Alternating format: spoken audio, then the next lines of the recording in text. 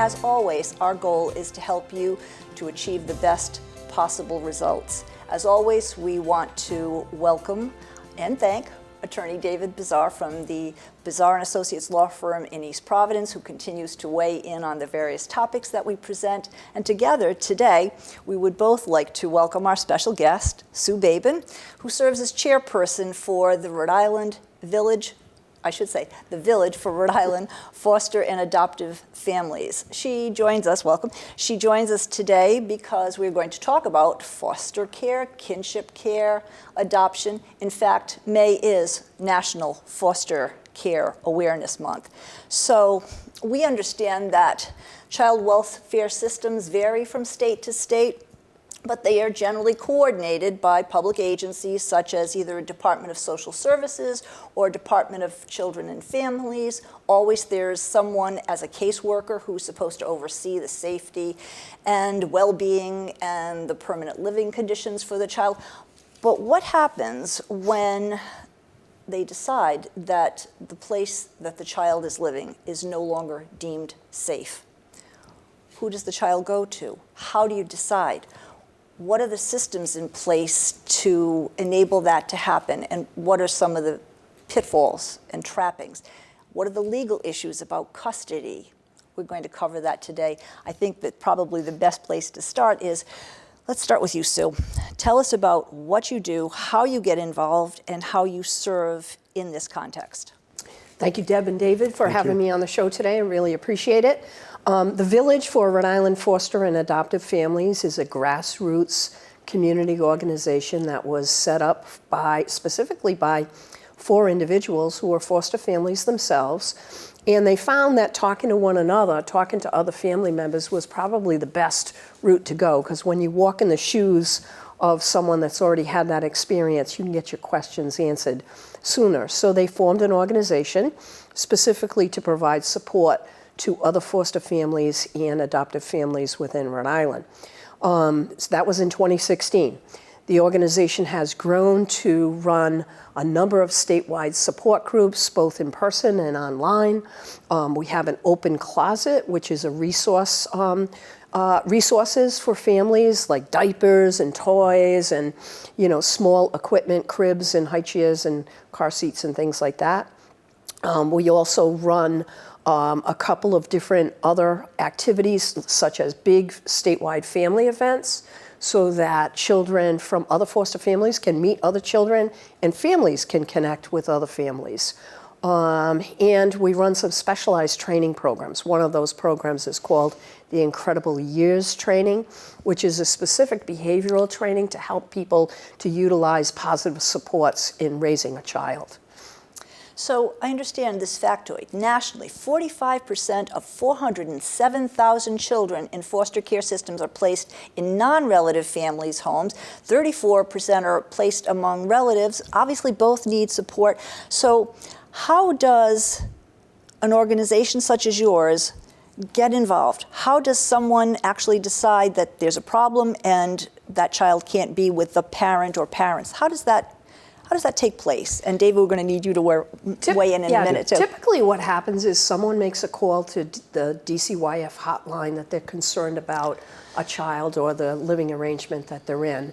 And an investigator from Dcyf will go out and take a look at what's going on, and they make a judgment whether or not they feel that the child is safe. If they don't feel that the child is safe, they let the parent know, and then they talk to the parent about, is there some relative within the family unit that can take that particular child, or someone else that knows the child. That's what kinship care means. It's an individual that is either a grandparent, an aunt, an uncle, a cousin, any other relative. It could be a neighbor, it could be a teacher, it could be a friend of the family, someone that knows that biological family. So then what will happen is Dcyf will take custody of that child and then place the child initially at first, hopefully, within a kinship family arrangement. If there are no kinship family arrangements, and what Dcyf will look into is the the legal background of that particular individual. So they run a quick BCI check to make sure that that individual does not have a criminal record. And assuming that they don't, and the family unit, meaning the housing meets basic housing codes, then the child will be placed within a kinship situation. If there is no kinship family member or known individual, then they will look to a licensed foster care provider. So anybody can be a licensed care provider in any state, Massachusetts, Rhode Island. You go through specific training. Once you get certified, you have a license. And then what happens is you'll get a call. Typically, they're at all different hours of the night. Sometimes 2 o'clock in the morning, which I've gotten a few of those calls, and the child will be placed with that particular licensed family. So David, explain who has legal custody? Is it the state? Who has physical custody? Who gets to decide about the child's medical issues, and for what length of time? Can you weigh in on that? Yeah, generally speaking, when someone calls the hotline, as you said, and DCYF comes in and makes a determination that the child isn't safe, and they take the child out, then they go to court. And the court will then give DCYF custody, which is the decision-making ability and all of that. But placement has to be someplace, and that's where the foster parent, kinship, or licensed otherwise would come into play. So the foster parent has the day-to-day caretaking function for the child, but the decision-making function is with DCYF, and the case social worker, whoever is assigned, generally will work with the foster parent, but also trying to work with the biological parents, because the goal for DCYF always is reunification, if that can be done. And I understand there are different forms of how the kinship care can happen. Sometimes it's informal, sometimes it's voluntary, sometimes it's formal. What are the distinctions and what are the responsibilities? Do they vary if you have the license, as Sue referred to, and how does that take place? Well, I'm not following questions, so I'm going to give it to you. Formal versus who's volunteering to do it. How does that take place? Well, again, when the DCYF worker goes to the home to investigate the situation that has been reported to them, they will ask the biological parent right then and there, who in your family can take a placement of this particular child? So that biological family member will identify somebody, and then they immediately, as I said, do the BCI check, and if that person clears, then they will place the child with that particular person. They have to agree to want to do that, the kinship family member or friend. Yeah. If your question was, is there a situation where that can happen without DCYF involvement? No, not so much, though sometimes, from what I understand, that it takes a while for someone to go through that background check, and it's voluntary, and it may not stay for a while. It may go to someone else in the family. It may go to a foster care situation if they can't find an appropriate placement. So I just wondered what the transitions and how that sort of works. I understand that they always want them to be with a family or someone who they know, rather than take them out and put them in the system, so to speak. I think you may be incorrect about that, because I do believe that they can get that BCI information quickly. And I know for a fact, because how I became a parent was I was at court advocating for someone, and the CASA, court-appointed special attorney, had said to the biological mom, who do you have that can take custody of this child? And she named some people, and they immediately did a background check, came back out and said, those individuals are not passing. And so I know that that's an immediate process, but you have to get in touch with that kinship person and get agreement from them that they're willing to take the child in. And sometimes that becomes difficult when there's a sibling group. If you have 2, 3, 4 children that all have to be removed at the same time, that could be a hardship on the kinship provider. They may not have the physical space.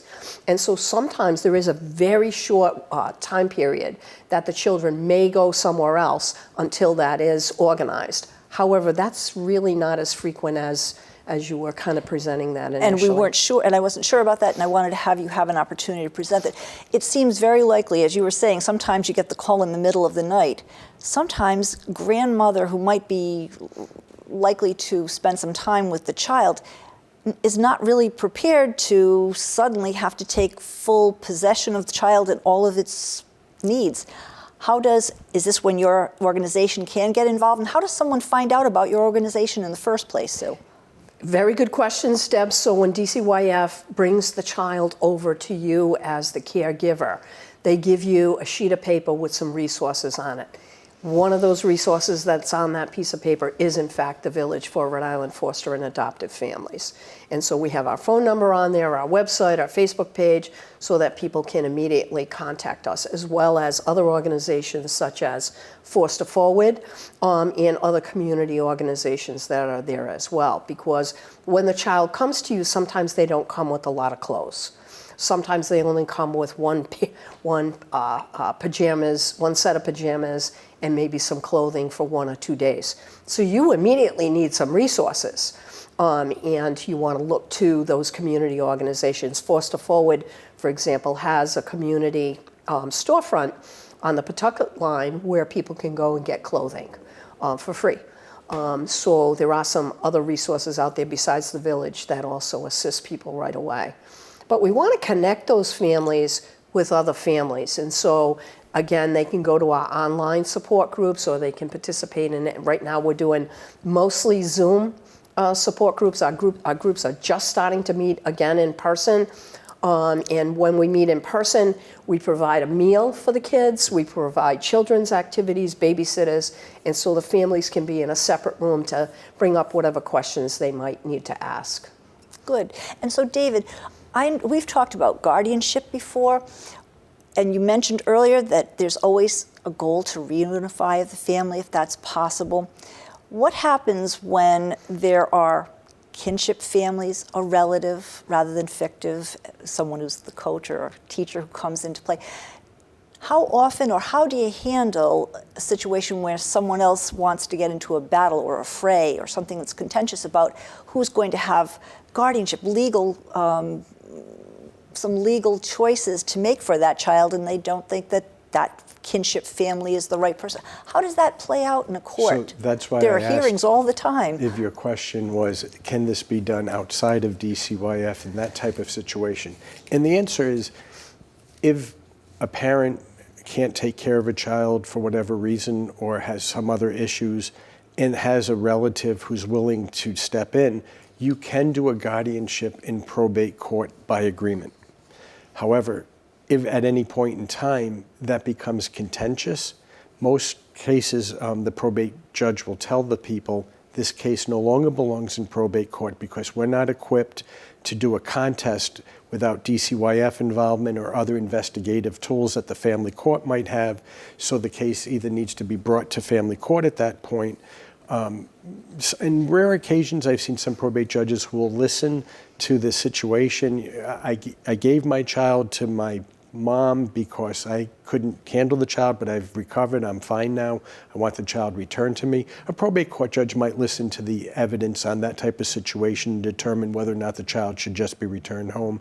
But if there's an issue of sobriety or other types of things that need to be looked into a little bit more in depth than the probate court can do, that case should transfer to the family court, because there is a Supreme Court case in Rhode Island that says even though there's concurrent jurisdiction for guardianships, probate court is not the appropriate place to have a contest, whether or not it's the parent or the grandparent or whoever. That belongs in family court.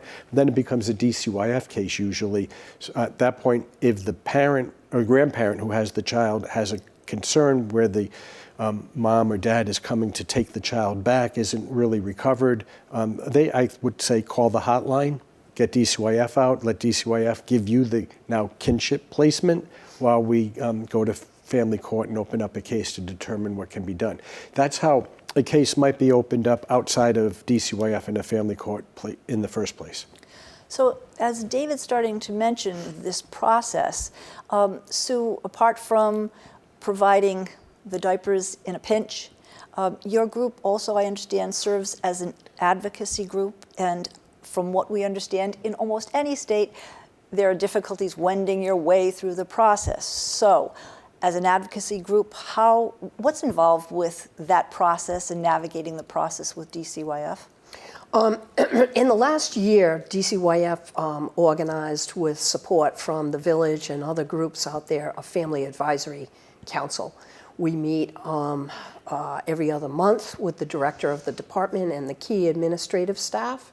I'm also on the executive planning committee for that council.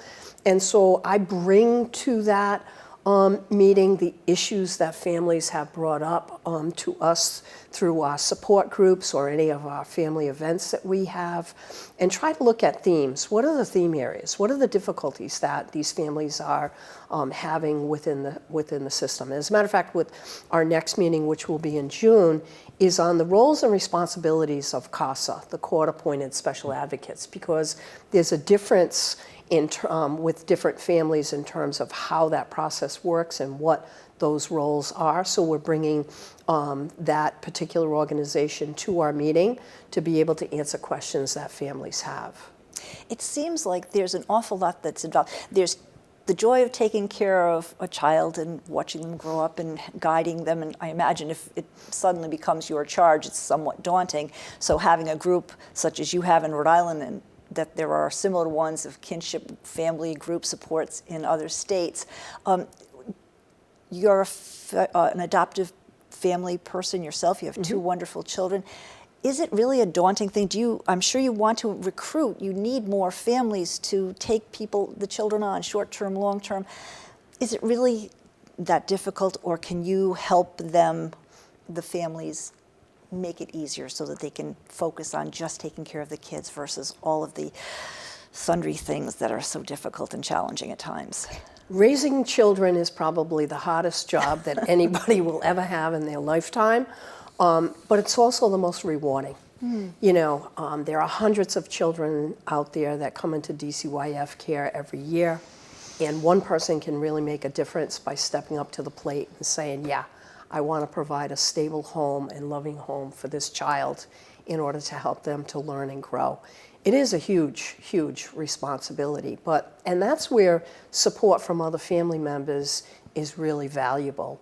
Because when you can talk to somebody that is another foster parent, you know, you get a lot of information. Sometimes you don't even know the right questions to ask. You know, and so when you meet somebody that has been involved with the system, there are foster families that have been involved with the system for over 20 years that have provided homes for dozens and dozens of children within our state. And so they have a lot of the answers because of their experience. And that's, you know, that's a positive thing. So, you know, in Rhode Island too, I want to mention that 70%, close to 70% of the children that are placed here are placed within kinship arrangements. We have one of the highest, if not the highest, percentage in that area in the whole country. And that's really an excellent thing because it provides less trauma for the child.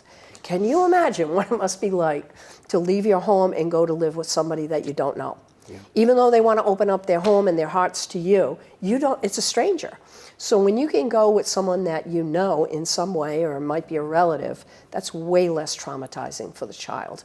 And that's really the goal here, to help the child to have the best life possible and to, work towards reunification if that's possible as well. Every person has a case plan of the biological family member that they have to, that gets reviewed in court on a quarterly basis. And so it is a pretty complicated process, and that's why there's family organizations and other community organizations to assist those families out there. So David, if there is the defined need and there's a kinship family taking care of the child, in family court setup, do you find that there is a time when reunification just can't happen and someone's going to say, we need to pull a trigger here and make something permanent? Or can this, and this part is to sue too, does it go on endlessly that you can be just a kinship family forever? So David, first, guardianship, so generally speaking, as was already said, there's a case plan. And there's also, at the same time when you come in and you're presented with claim against you by DCYF and a case plan is presented, there's a permanency date also given.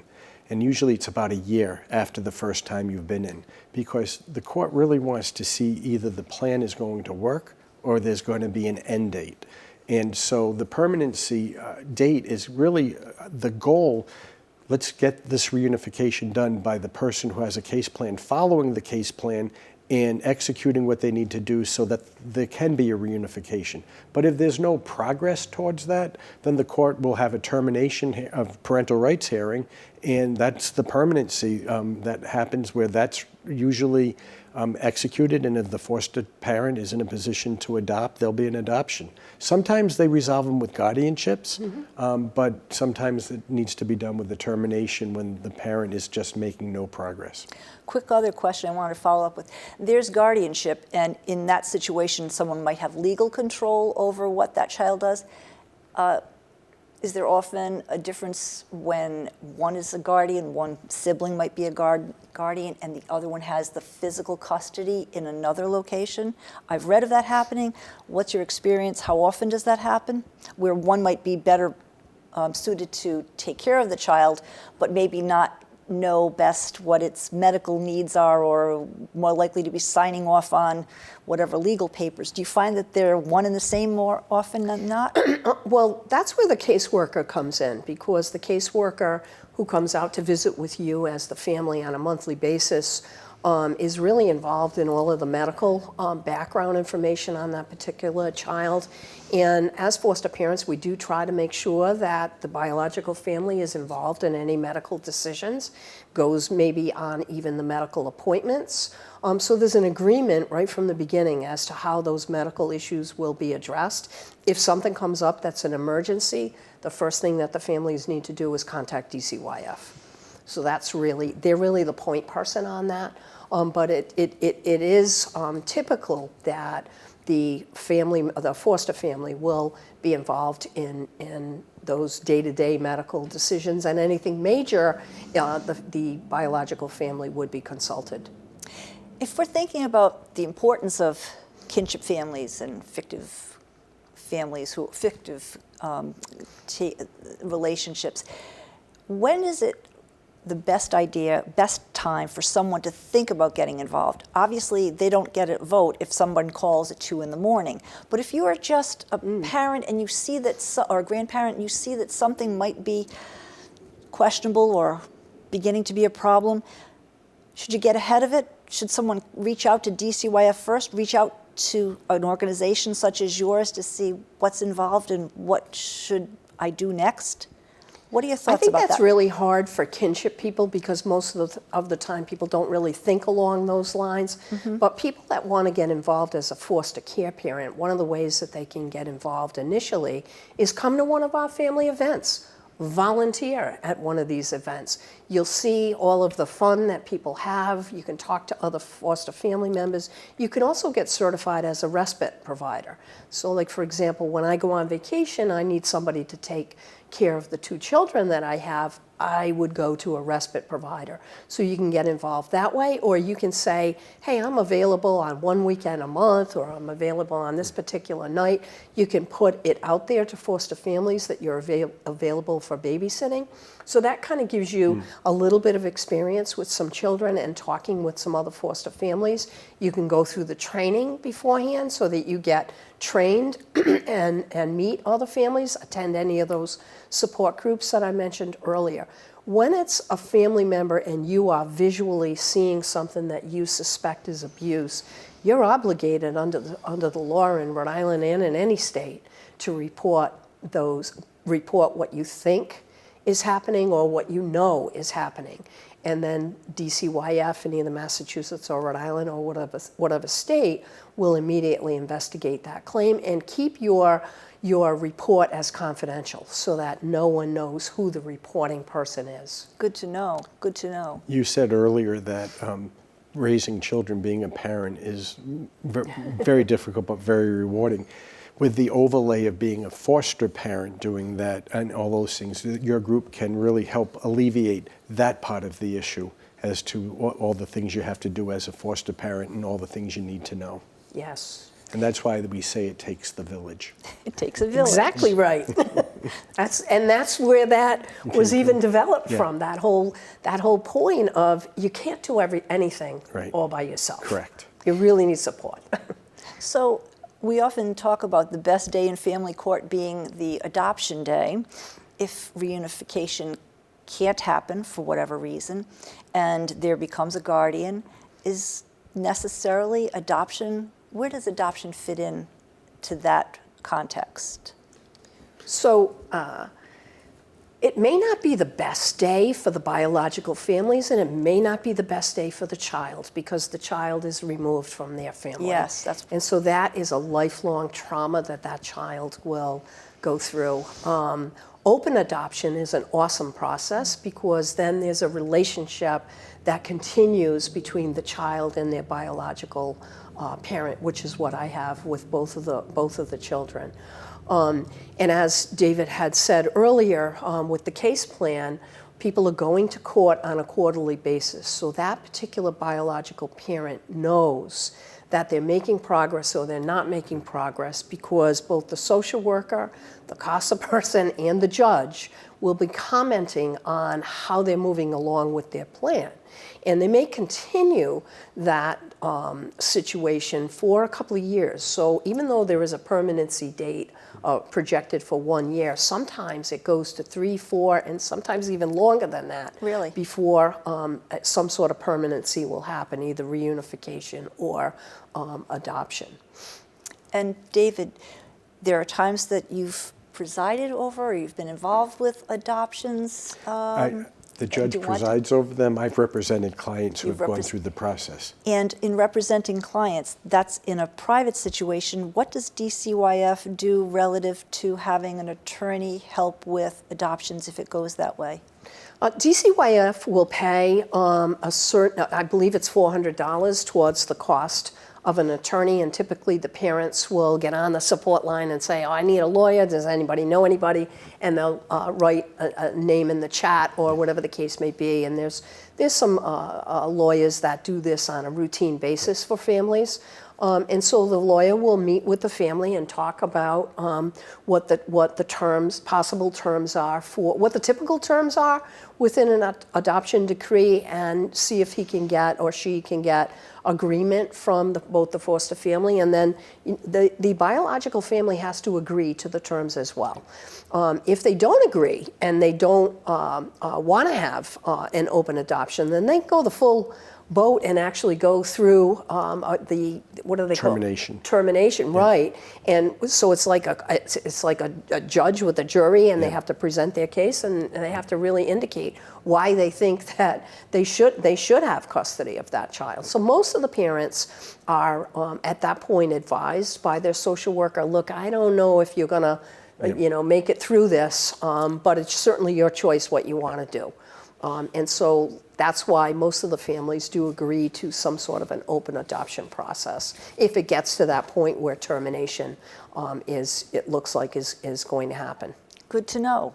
Sue, thank you so much for joining us. Thank you. As we say, May is Foster Care Awareness Month. We hope that we've answered some of your questions, and we hope you'll consider how you might participate. Thank you for tuning in to The Law Matters. As we say, it matters to you.